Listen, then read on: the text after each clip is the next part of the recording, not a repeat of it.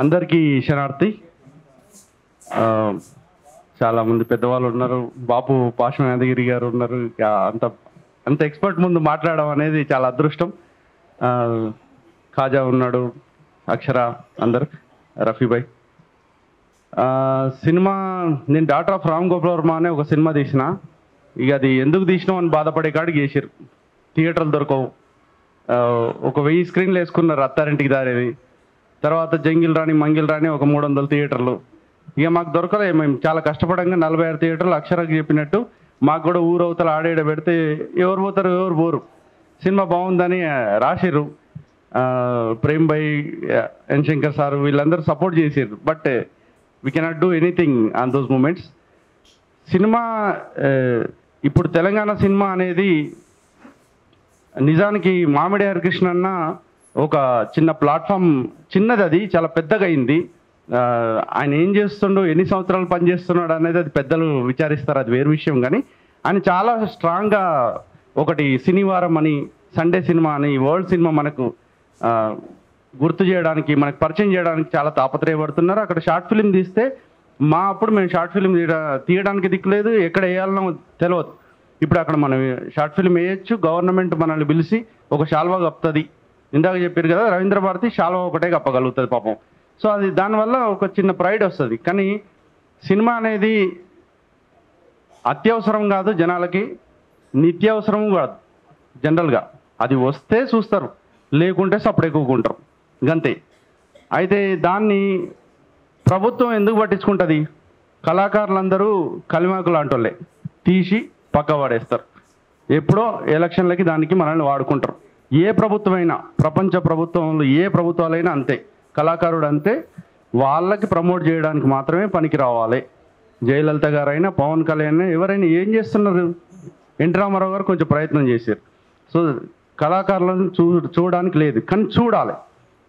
చిరంజీవి ఉన్నాడు కాబట్టి రామ్ చరణ్కి మళ్ళా సినిమాలు వస్తాయి. మనకు చిరంజీవి ఎవరు? గవర్నమెంటే. ఒక ఒక ఒక పాలసీ పెట్టి, ఫిలిం స్కూల్ పెట్టి, ఫిలిం స్కూల్ ఉంది మనకు, ఫిలిం స్కూల్ డైరెక్టర్ ఉన్నాడు, ఊటిని తిరుగుతున్నాడు, ఆయన ఏం చేయాలో అర్థం కాక. ఓ ఫిలిం స్కూల్లో మనం చదువుకోవాలి. ఓ ఫ్రేమ్ పెడితే, ఇప్పుడు బాపు ఇందాక అసలు ఎంత గొప్ప మాట అంటే, ఆయన 20 లక్షలు పెడతా అంటుండు, రఫీభాయ్ 20 లక్షలు. సరే 20 లక్షలు ఎవరు పెడతారు?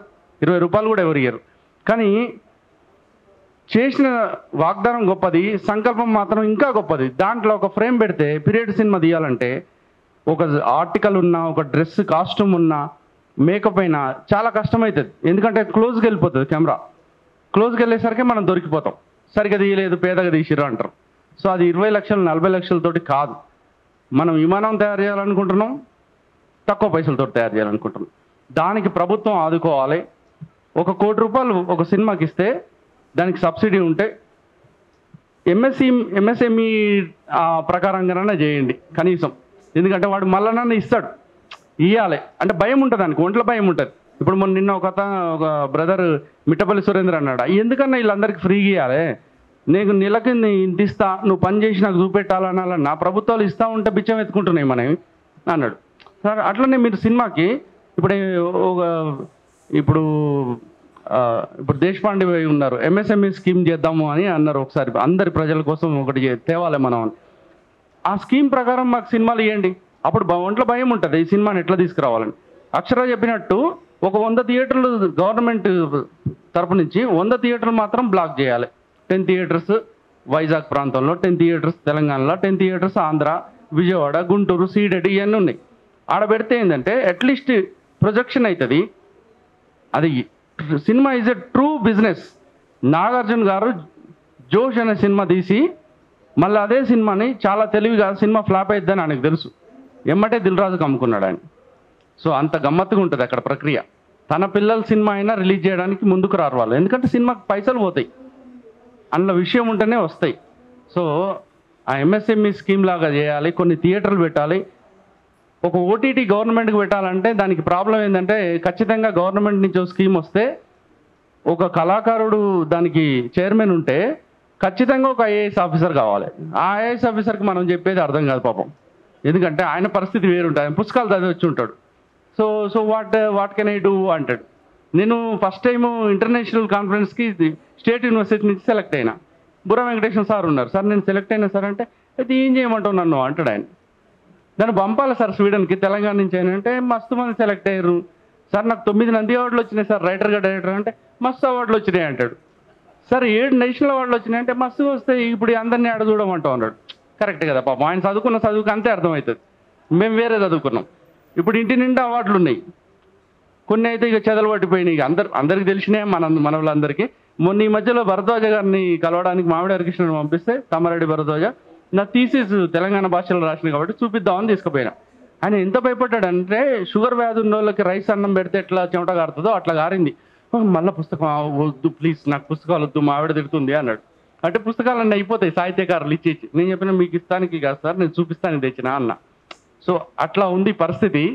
సో మనం చేసిన పని ప్రొజెక్ట్ అవ్వాలంటే ఒక ఓటీటీ ఉంటే మంచిది. అది గవర్నమెంట్ ఓటీటీయా, దూరదర్శన్కి మాట్లాడతారా యాదగిరి దానికి, అదొకటి ఉండాలి, థియేటర్స్ ఉండాలి.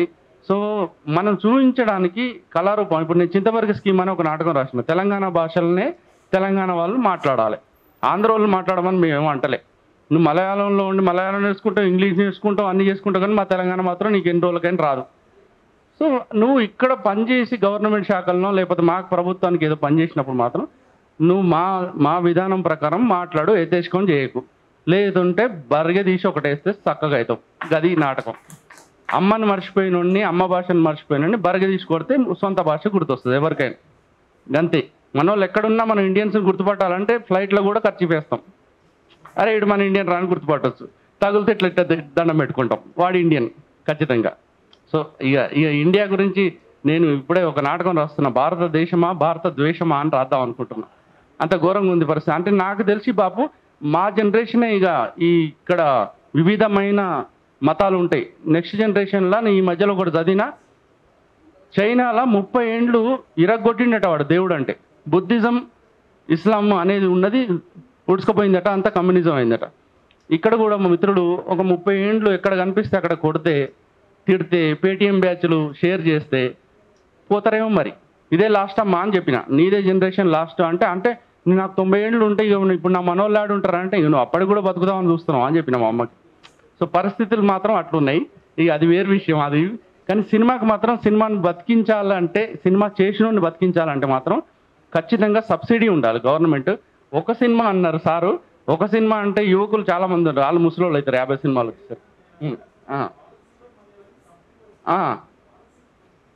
పాలసీలో అయినా వివిధమైన సినిమాలు చాలామంది నిర్మించగలగాలి. ఒక్కొక్కడు ఒక తల్లి కడుపు నుంచి వస్తాం కాబట్టి ఒక ఎమోషన్, ఒక ఎక్స్ప్రెషన్ వాళ్ళ వెనుక వాళ్ళు వచ్చిన. మొన్న ఈ మధ్యలో ఒక మిత్రుడు చాలా బాధ అనిపించింది. అవార్డు అయిపోయిందండి. అవార్డు అనేది ఇక అది వేరే విషయం అన్న.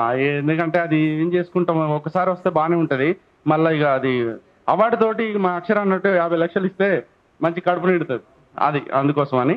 సో సినిమాని బతికించుకోవాలంటే మాత్రం గ్యారంటీ సబ్సిడీ ఉండాలి.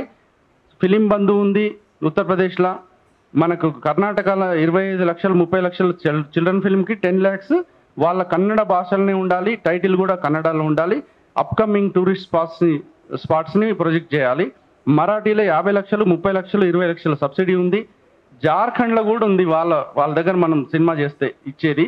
సో అన్నీ ఉన్నాయని ఎఫ్డీసీకి ప్రేమ్ భాయ్ మేము అందరం తిరిగినాము, తీసుకుపోయి వాళ్ళకి చెప్తే వాళ్ళు ఏమంటారంటే అవన్నీ యాడ్ ఉన్నాయి అంటారు. ముందు ఇంటర్నెట్ ఉన్న సిస్టమ్ ఉంటుంది వాళ్ళ కాడ, అవన్నీ యాడ్ ఉన్నాయి తీసుకురా బాగుంటారు. అయినా కానీ డౌన్లోడ్ చేసి మళ్ళీ తీసుకుపోయి ఇచ్చినాం, అయినా కానీ అట్నే పెడతారు. 10 ఏండ్లు అట్నే గడిచినాయి. మొన్న కూడా పోయి చెప్పిన ఆ సార్కి అదే పని మీద ఉన్నాం, అవుతుంది అన్నారు. ఆ సబ్సిడీ ఒకటి వస్తే తప్ప సినిమా చేయడం అనేది కళ్ళ. ఇప్పుడు అక్షర చేసిండు, నేను చేసిన, అందరం ఏంటంటే ఇక ఒంటి మీద పక్కింటోని ఒంటి మీద ఉన్న బంగారం కూడా దొబ్బుకు రావాల్సి వస్తుంది సినిమా చేయాలంటే. అంత కష్టమైన పని. రైటింగ్ వైపే పడిపోయినాం. మీ తెలంగాణ వాళ్ళు మీకు సినిమాలు రావు, మీకు కష్టము అన్నారు. ఎందుకంటే అప్పుడు ఒక మీటింగ్ అయిందట లోపల, ఒక నేల అంట, నేల మీద నీరట, నీరు మీద పంట చేసేటోడు, వానికి బిడ్డ, దాని తర్వాత వాని ఆరోగ్యం, ఇవే చూస్తుంది ప్రభుత్వం. సినిమా వైపు లేదు, మీకు సినిమా లేదు అని నాకు ముందే వచ్చింది ఫస్ట్ ప్రభుత్వం ఫామ్ కాగానే. అప్పుడు చెప్పినప్పుడు నేను ఏం చేసినంటే, మా రైతులు మా తమ్ముళ్ళు జాబులు వచ్చి బాగుంటే ఓకే అని నేను కర్ణాటక పోయి తెలుగు నేర్చుకొని నేను అక్కడ 2 సినిమాలకు డైలాగ్స్ రాసి వచ్చిన. సో మనం ఎక్కడైనా బతుకుతాం సినిమా వల్ల, ఏమైనా చేస్తాం. ఆటో నడిపేటోడు ఆడనైనా చేస్తాడు, సినిమా కూడా అట్నే చేస్తాడు అని చెప్పిన. సో అది పరిస్థితి. మీరందరూ ఇప్పుడు పాషం యాదగిరి బాపు అందరు మిగతా వాళ్ళు అందరూ కలిసి కొంచెం గవర్నమెంట్కి చెప్పి మనకు సబ్సిడీ ఫిలిం స్కూల్, ఆ ఫిలిం తీసేవాడు ఎంత బాగా స్క్రీన్ రేటింగ్ వచ్చా రాదా అన్నారు. కానీ మస్తుగా రాష్ట్రాలు ఉన్నారన్న మనోళ్ళు, బీభత్సం చించేస్తారు. మనం అనురాగ్ కశ్యప్ చచ్చిపోతాడు మనోళ్ళు తీసే సినిమా, అట్లా తీస్తారు. చాలా సాలిడ్ టాలెంట్ ఉంది. మీరు రవీంద్ర భారతి వేదికగా చూడండి, అద్భుతంగా చేశారు, చాలా బాగా చేశారు. మా జర్నలిస్ట్గా ఉన్న మా ఖాజా అఫ్రీది అవార్డు కొట్టింది షార్ట్ ఫిలిం తీసి, మాకు పోటీ చూడండి. ఇక అటుంటారు పరిస్థితి, అంత అద్భుతం ఉంది లోపల. సో థ్యాంక్ యూ పసునూర్ భాయ్ అండ్ మిగతా వాళ్ళందరికీ నాకు ఈ అవకాశం కల్పించినందుకు. జై తెలంగాణ.